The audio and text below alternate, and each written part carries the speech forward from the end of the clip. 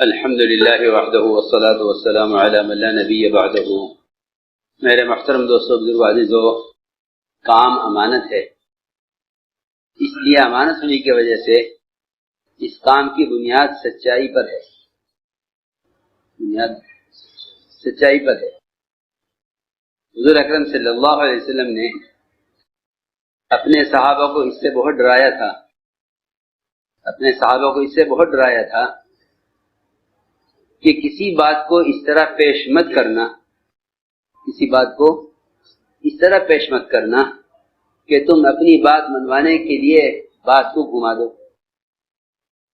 بات کو گھما دو، تاکہ بات ہماری چاہت کے مطابق طے ہو جائے،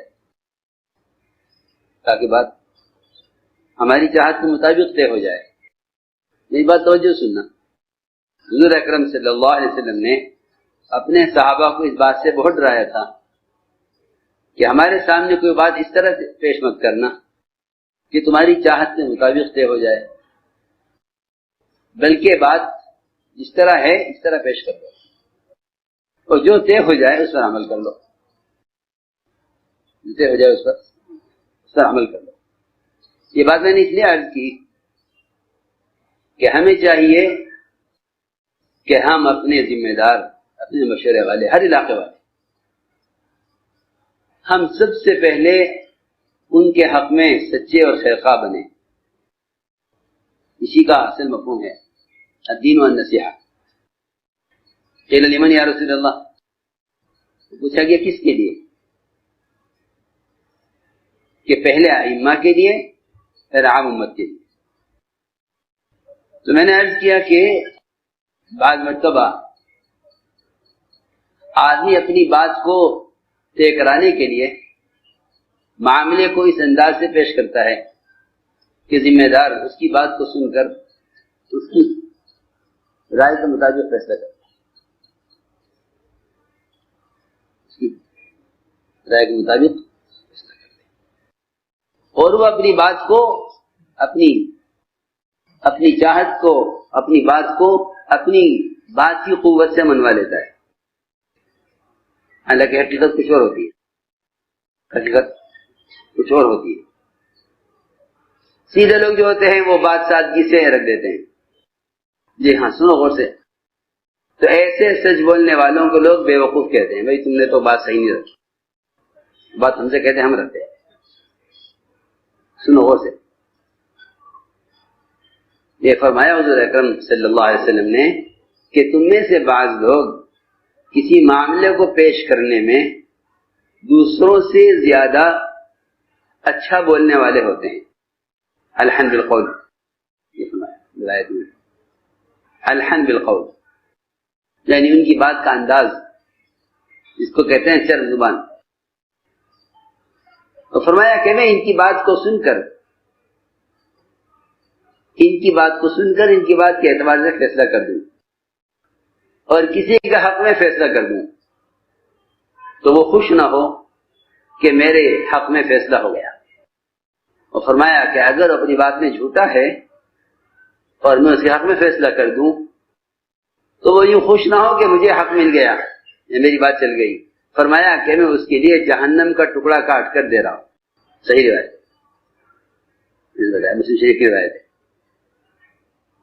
انما اقطع له قطعة من نار، کہ میں اس کے لیے جہنم کا ٹکڑا کاٹ کر دے رہا ہوں۔ یہ ساری بات میں نے صرف یہ عرض کرنے کے، سمجھانے کے لیے عرض کی ہے کہ ہمارے یہاں مشورہ اور امور کا پیش کرنا ایک کھلی ہوئی چیز ہے، لیکن کسی بات کے پیش کرنے میں بات کو پلٹنا، گھمانا نہیں چاہیے، جس کو اللہ نے قرآن میں بیان کیا ہے، اس کو اللہ نے قرآن میں بیان کیا ہے، اور بہت اچھے صاف انداز سے بیان کیا ہے، بہت صاف انداز سے کھول کر۔ اللہ نے فرمایا کہ یہ آپ کے سامنے اپنے امور پیش کرتے ہیں اور بات کو گھما کر رکھتے ہیں آپ کے سامنے، بات کو گھما کر رکھتے ہیں۔ صاف بات نہیں کرتے. وقلبوا لك الامور، قلبوا لك الامور، کہ آپ کے سامنے بات کو گھما کر پیش کرتے ہیں. جب بات گھما کر پیش کی جاتی ہے تو پھر اللہ تعالی کی طرف سے آپ پر حقیقت کھول دی جاتی ہے. وجاء الحق وظہر امر اللہ. جو چیز اصل ہے دین وہ تو غالب آ کر رہے گا، وہ غالب آ کر رہے گا. تو جب دین غالب آئے گا تو غلط بیانی کرنے والوں کے لیے بڑے دکھ کا سبب ہوگا. غلط بیانی کرنے والوں کے لیے بڑے دکھ کا سبب ہوگا. وظہر امر اللہ وہم کارہون. یہ قرآن کی آیت بہت عجیب و غریب آیت ہے اور بہت ڈرنے کی بات ہے. بہت ڈرنے کی بات ہے. آیت شروع سے ذہن میں نہیں آ رہی.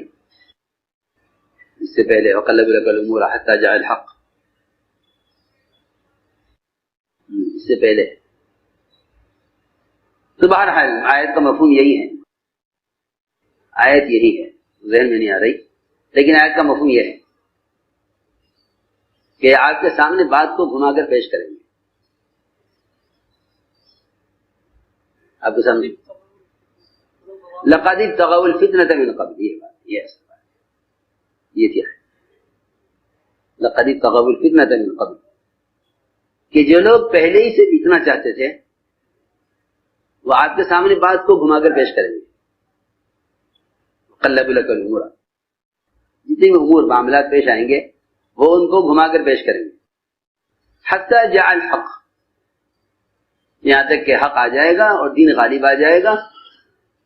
وظہر امر اللہ وہم کارہون، یہ ان کے لیے بڑے دکھ کی بات ہوگی. اس کے بعد آگے فرمایا وَمِنْهُمْ مَنْ يَقُولُ ذَلِّي،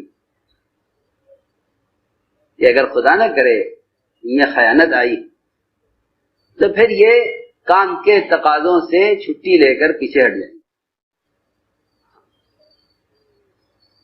یہ کام کے تقاضوں سے چھٹی لے کر پیچھے ہٹ جائیں. اس لیے جو منافقین حضور اکرم صلی اللہ علیہ وسلم کے سامنے جھوٹے آزار پیش کرتے تھے وہ تو خوش ہوتے تھے.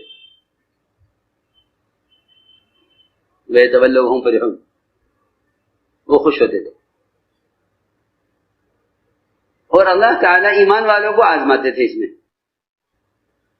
کیونکہ آزمائش جو ہوتی ہے وہ سچ بولنے والوں کی ہوتی ہے، جھوٹ بولنے والوں کی آزمائش نہیں ہے. جھوٹ بولنے والوں کی آزمائش نہیں، آزمائش ہوتی ہے سچ بولنے والوں. آپ دیکھیے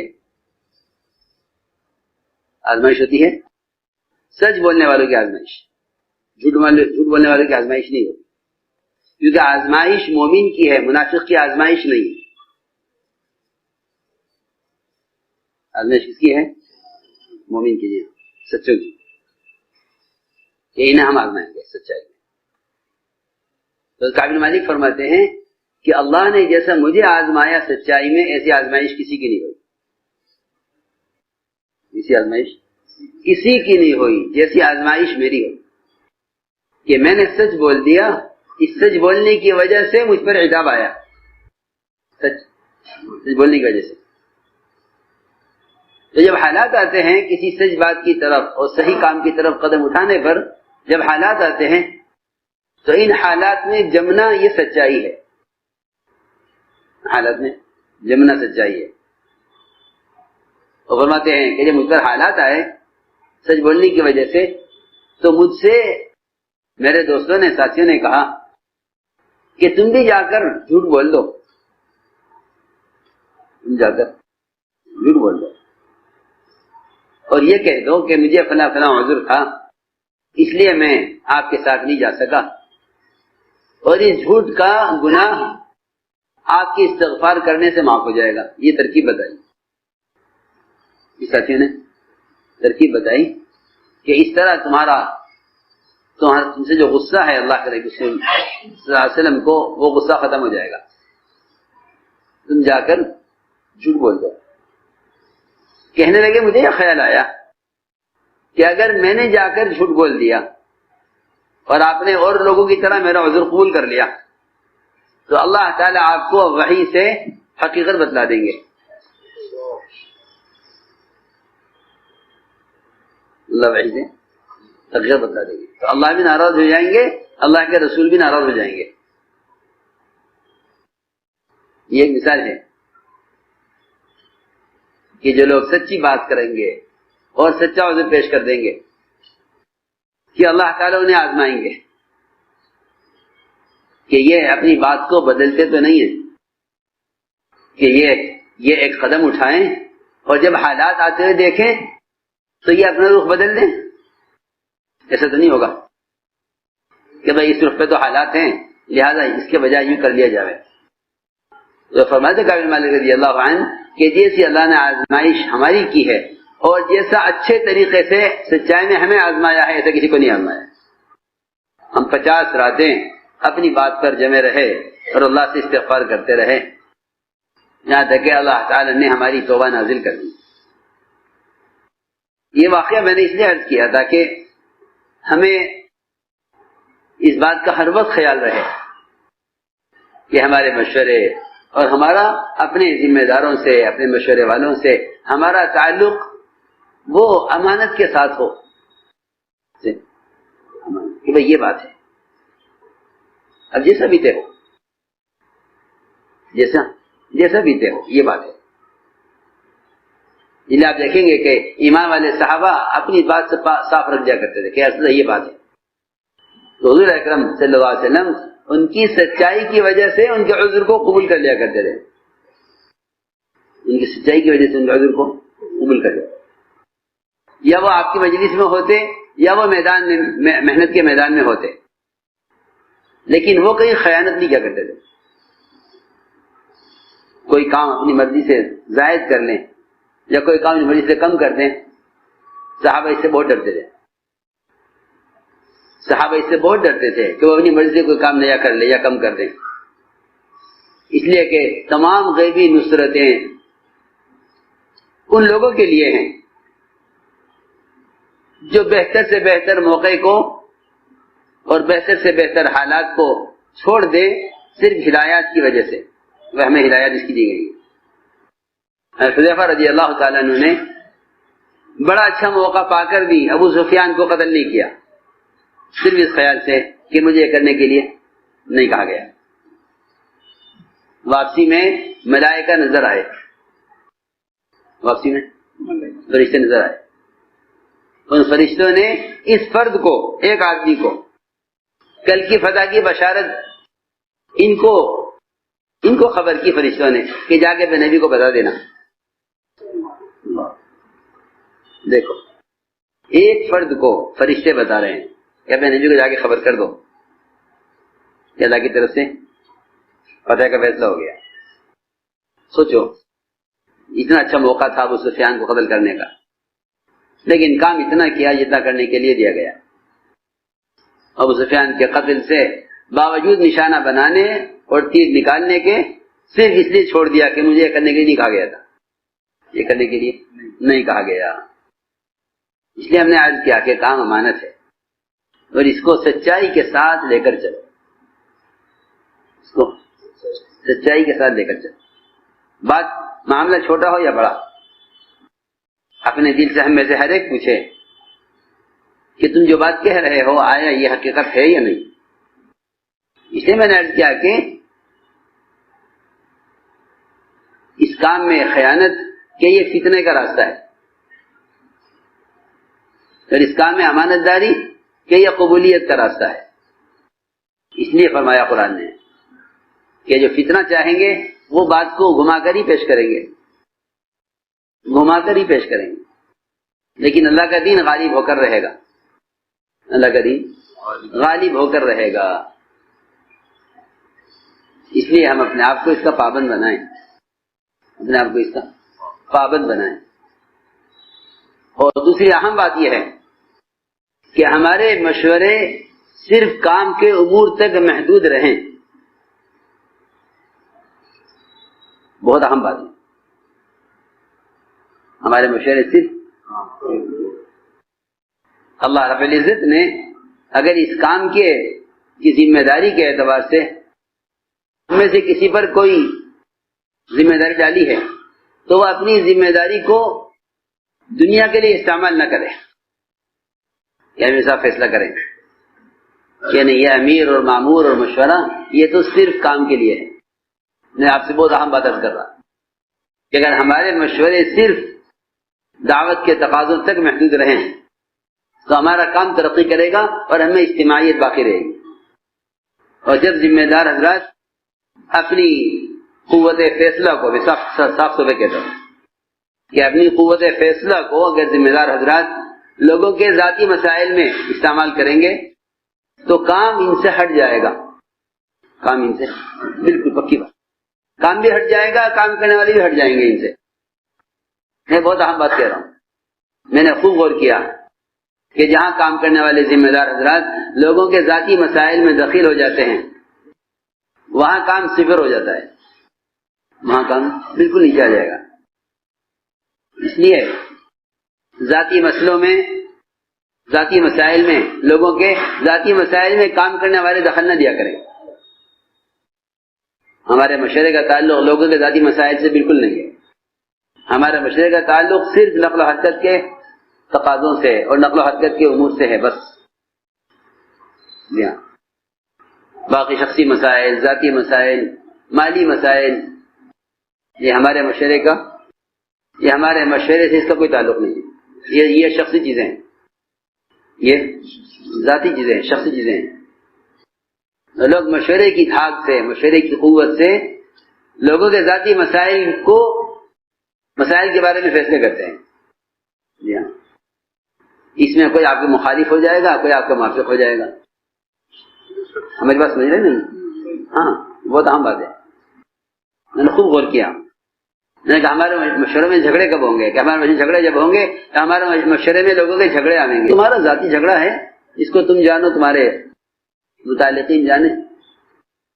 کام کے مشورے میں، کام کے امور میں مشورہ، استشارہ، اور ذاتی مسئلوں میں استخارہ، ذاتی مسئلوں میں استخارہ، جی ہاں، اور کام کے امور میں استشارہ، مشورہ، جی ہاں، بہت اہم بات ہے۔ ایک صاحب بکری بیچ رہے تھے، دوسرا خرید رہا تھا، تو خریدار نے کہا بیچنے والے سے ارے کچھ قیمت کم کر دے اس کی۔ اس نے کہا نہیں، 1 پیسہ کم نہیں کروں گا۔ اس نے بہت کہا، نہیں مانا وہ۔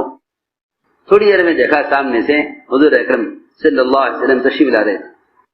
اس نے کہا کہ یا رسول اللہ اس سے کہیے کہ کچھ کم کر دے، اس سے کہیے کہ کچھ پیسے کم کر دے۔ آپ صلی اللہ علیہ وسلم نے دونوں ہاتھ اٹھا دیے ایسے اور یہ فرمایا کہ میں اس سے قیمت کم کرا کے کل اللہ کے سامنے ظالم بن کر پیش ہونا نہیں چاہتا۔ ذاتی مسئلہ ہے، وہ نہیں کم کرتا، جانو تو تم جانو، ہاں وہ میری وجہ سے کم کر دے گا، اللہ کے نبی کا حکم ہے۔ آپ نے کیا فرمایا جواب میں؟ میں کل قیامت میں اللہ کے یہاں ظالم بن کر پیش ہونا نہیں چاہتا۔ سمجھے نا بات؟ اس لیے میری آپ سے درخواست ہے کہ کام کے ذمہ دار حضرات وہ ذاتی مسئلوں میں نہ پڑا کریں، کیونکہ اگر ذاتی مسئلوں میں پڑیں گے تو کام کو لے کر چلنے والے فریق بن جائیں گے۔ ہماری بات سمجھ رہے نا؟ ہاں، کیا بن جائیں گے؟ میں ایک ملک میں تھا، نام تو لیتا نہیں، کچھ لوگوں کا مسئلہ پیش آیا۔ ایک صاحب نے کہا، ذمہ دار ساتھی نے، کہ بھئی اس کا کل کو مشورہ ہوگا۔ میں نے کہا بھئی دیکھ لو، ہم تو مشورے مانے کہ نہیں۔ کیوں؟ میں نے کہا یہ ذاتی مسئلہ ہے، ذاتی مسئلہ میں مشورہ نہیں کرتے۔ ذاتی مسئلہ مشورہ کریں گے تو ہم فریق بن جائیں گے، اور ہمیں ساری امت مطلوب ہے، ہمیں ساری امت مطلوب ہے۔ کسی کا ذاتی مسئلہ ہے وہ جانے، اس کا اللہ جانے۔ مشورہ ہمارا کام کے امور کا مشورہ ہے، عدالت نہیں ہے۔ جہاں تم اپنے جھگڑے لے جاتے ہو لے جاؤ، کسی کو جا کے تم سالس بنا لو، مشورے کو سالس بناؤ، نہیں آئی بات؟ یہ بہت اہم بات ہے۔ اس میں آپ دیکھیں گے ایسا کرنے والے وہ متنازع بن جائیں گے، جی ہاں، کیا بن جائیں گے؟ متنازع جی ہاں، آپ ان کا ساتھ دیں یا ان کا ساتھ دیں، آپ ان کا ساتھ دیں یا ان کا ساتھ دیں.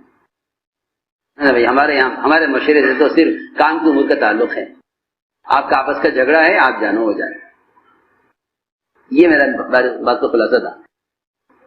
اسی پر میں نے یہ قصہ عرض کیا کہ آپ نے فرمایا کہ میں اللہ سے ظالم بن کر ملنا نہیں چاہتا، کیونکہ اگر میں فیصلہ کر دوں گا تو یہ میرے کہنے سے بکری کی قیمت کم کر دے گا تو میں اس کے حق میں ظالم ہو جاؤں گا. اتنی احتیاط. اس لیے یکسوئی کے ساتھ اپنے کام کو یکسوئی کے ساتھ کریں کہ انشاءاللہ اہتمام. اللهم صل على سيدنا ومولانا محمد وعلى آل سيدنا ومولانا محمد كما صليت على إبراهيم وعلى آل إبراهيم إنك حميد مجيد. ألف لام ميم الله لا إله إلا هو الحي القيوم وعنت الوجوه للحي القيوم لا إله إلا أنت سبحانك إني كنت من الظالمين.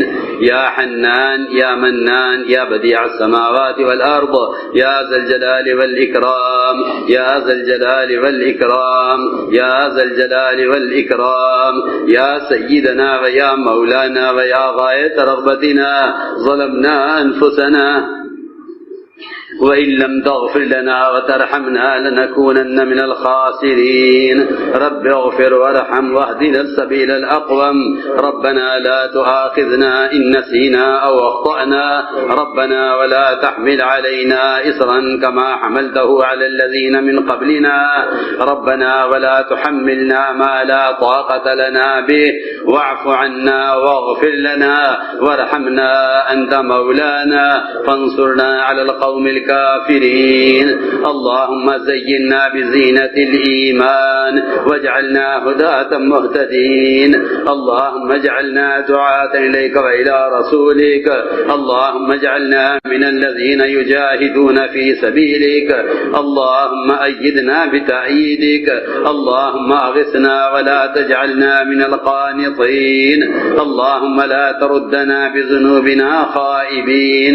اللهم آتنا أفضل ما تؤتي عبادك الصالحين. اللهم إنا نسألك من الخير كله عاجله وآجله ما علمنا منه وما لم نعلم ونعوذ بك من الشر كله عاجله وآجله ما علمنا منه وما لم نعلم. اللهم إنا نسألك الهدى والتقى والعفاف والغنى. اللهم إنا نسألك العفو والعافية والفوز في الدنيا والآخرة. اللهم إنا نسألك رضاك والجنة ونعوذ بك من غضبك والنار. اللهم إنا نسألك الجنة وما قرب إليها من قول أو عمل ونعوذ بك من جهنم وما قرب إليها من قول أو عمل. ربنا آتنا في الدنيا حسنة وفي الآخرة حسنة وقنا عذاب النار. اے اللہ ہمارے گناہوں کو معاف فرما.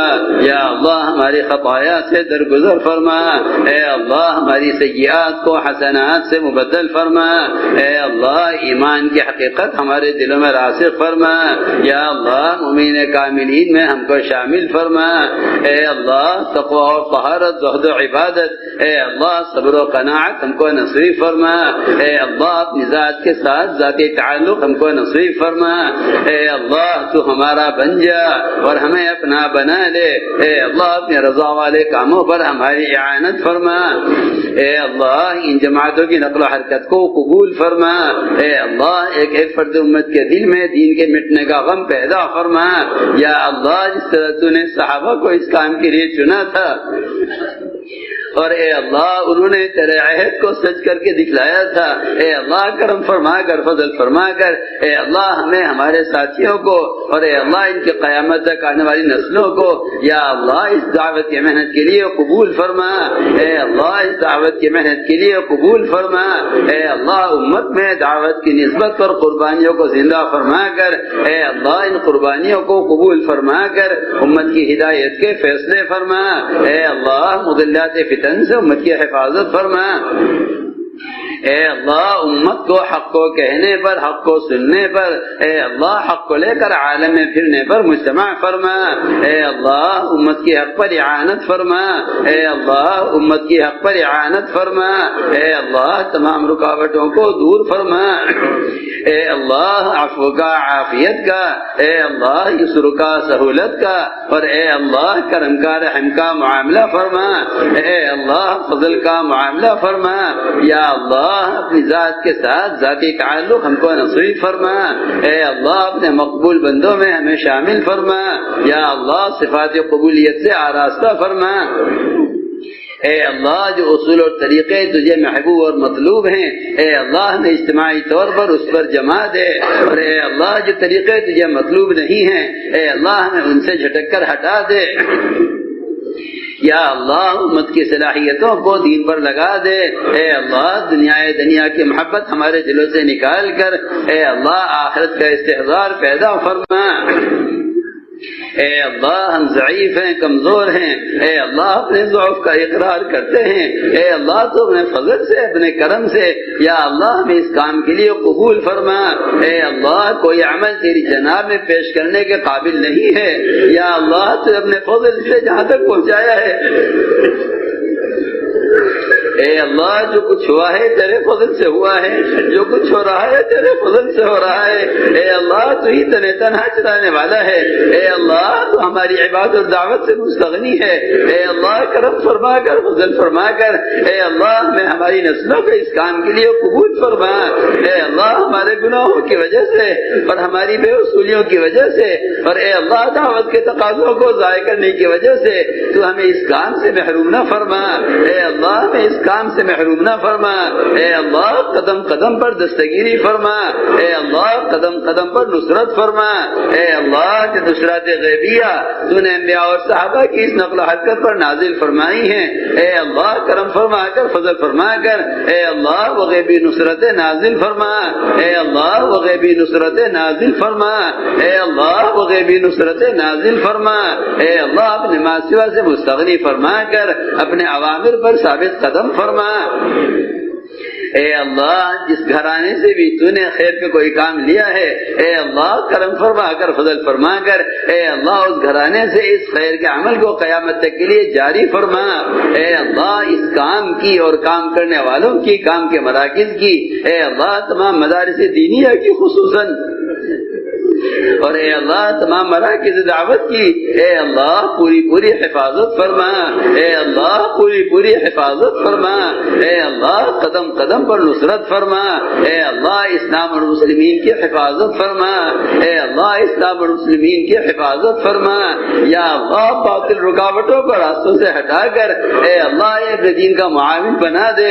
اے اللہ جن کے لیے تیرے علم میں ہدایت مقدر نہیں ہے، اے اللہ اس رکاوٹوں کو تو اپنے فضل سے ایسے ہٹا دے جیسے تو نے محمد صلی اللہ علیہ وسلم اور آپ کے صحابہ کے راستوں سے رکاوٹوں کو ہٹایا ہے۔ اے اللہ ہم ضعیف ہیں، کمزور ہیں، یا اللہ ہر طرف سے اسلام مسلمین پر یہ الغار ہے۔ اے اللہ تو اپنا فضل فرما کر، اپنا کرم فرما کر ہمیں غیروں کے حوالے نہ فرما۔ اے اللہ قدم قدم پر نصرت فرما، قدم قدم پر رہبری فرما۔ اے اللہ بھرپور دستگیری فرما۔ اے اللہ ہم ہر قدم پر تیرے سہارے کے محتاج ہیں۔ یا اللہ ہمیں ہمارے گناہوں کی وجہ سے ہمارے نفوس کے حوالے نہ فرما۔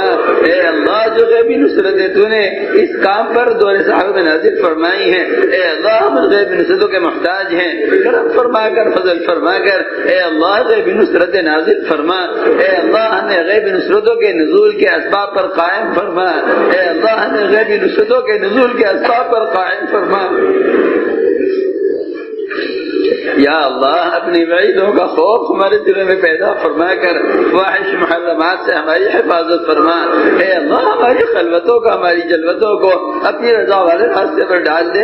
اے اللہ کرم فرما کر، فضل فرما کر تو اپنا وہ قرب اور تعلق عطا فرما دے جس سے تو ہم سے دین کا کام لینے والا ہو۔ اے اللہ فضل فرما کر، کرم فرما کر ہماری منکرات سے حفاظت فرما۔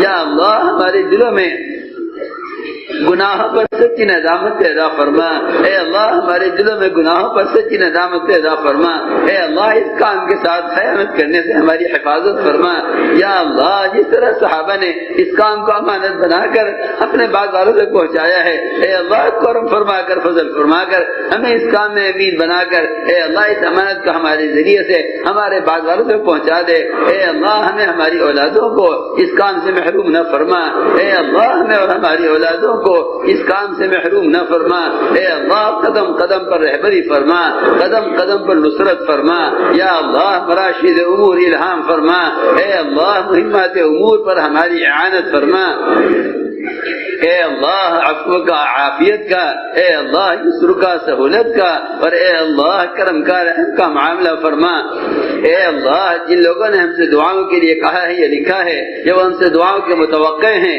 اے اللہ تو ارشد کی حاجت کو خوب جانتا ہے، اے اللہ ارشد کی جائز حاجت کو پورا فرما، اے اللہ سب سے بڑی حاجت وہ تیری رضا ہے، اے اللہ سب سے بڑی حاجت وہ ہدایت ہے، تو کرم فرما کر فضل فرما کر تو ہم سے راضی ہو جا اور ہمیں اپنے سے راضی فرما لے، اے اللہ ہمارے ساتھیوں کو قبول فرما دے، اے اللہ ان کے عزائم کو اپنی قدرت سے پورا فرما دے، اے اللہ ان کی کوششوں اور محنتوں کو اے اللہ اخلاص اپنی فرما کر اپنے تو نے جس فضل سے کام کی توفیق عطا فرمائی اپنے اسی فضل جس کو قبول بھی فرما لے، یا اللہ ہمارے ساتھیوں کو قبول فرما، ان کے یہاں مجتمع ہونے کو قبول فرما، ان کے عزائم کو پورا فرما، ان کی کارگزاریوں کو قبول فرما، اے اللہ قدم قدم ان کی نصرت فرما، اے اللہ اس محنت پر تو نے جس طرح صحابہ کو اپنے ماسوا سے مستغنی کر کے اے اللہ ان کے لیے کی ضروریات کے لیے غیر سے تکفل فرمایا ہے، کرم فرما کر فضل فرما کر اے اللہ ہمارے ساتھیوں کے لیے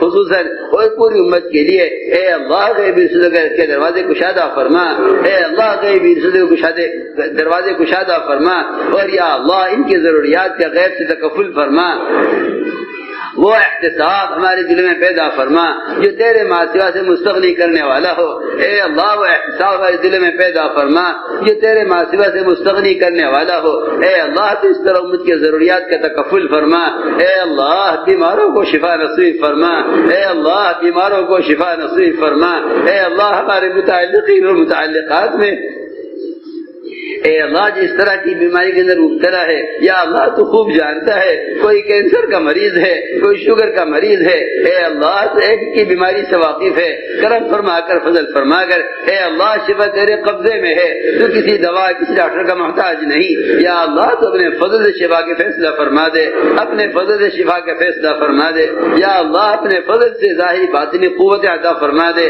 اے اللہ ان قوتوں کو دین کے تقاضوں پر اور اپنی عبادت پر صرف فرما دے، یا اللہ دنیا کی محبت دلوں سے نکال کر امت کی صلاحیتوں کو دعوت عبادت پر لگا دے، اے اللہ جو مقروض ہیں ان کے قرضوں کو ادا کرا دے، اور اے اللہ جناح مقدمات ماخوذ ہیں یا اللہ ان کے خلاصی کے فیصلے فرما، آخرت کے بڑے مقدمے کا فکر امت کے دلوں میں پیدا فرما، اے اللہ قبر کے عذاب سے جہنم کے عذاب سے امت کی حفاظت فرما، اے اللہ موجبات مغفرت کی توفیق نصیب فرما، یا اللہ اپنے کرم سے ہماری دعاؤں کو